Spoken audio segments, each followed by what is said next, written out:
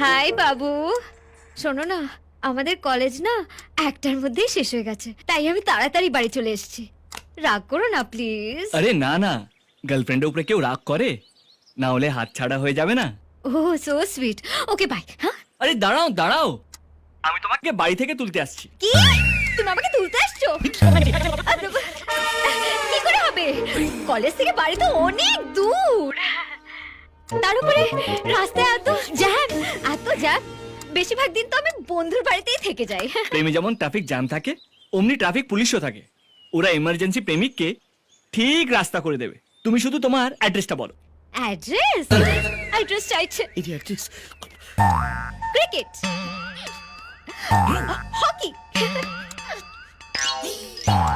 golf stick,